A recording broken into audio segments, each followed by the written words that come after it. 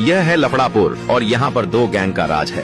एक गैंग को शाका का पिता जगनू चलाता है जिसका नाम है खूनी पंजा, और दूसरी गैंग जिसे शबनम का पिता बशीरा चलाता है उसका नाम है मौत का मंजर। इन दोनों गैंगों में बहुत दुश्मनी रहती है और रोजाना उनकी गैंग वार होती रहती है, जिससे लफड़ापुर के लोग बहुत परेशान हो जाते हैं। सारे लोग जब इंस्पेक्टर गोरिल्ला से शिकायत करते हैं कि इन गैंगों ने हमारी जिंदगी मुश्किल कर दी है, तो गोरिल्ला सोचता है कि इनके खिलाफ कुछ करना चाहिए। वह सबसे पहले जगनू के पास आता है और उससे कहता है, तुम्हें अब यह दुश्मनी खत्म कर लेनी चाहिए। जगनू भी रोज की गैंग वॉर से तंग आ चुका था, तो वह मान जाता है और गोरिल्ला से कहता है, यह दुश्मनी कैसे खत्म होगी।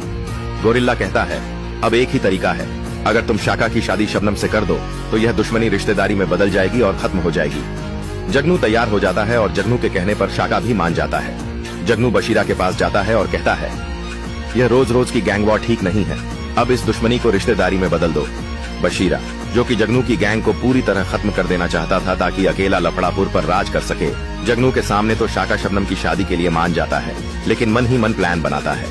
अब हमें मौका मिला पूरी गैंग को खत्म करने का। जैसे ही वे रिश्ते की बात के लिए आएंगे, सबको मार डालना है।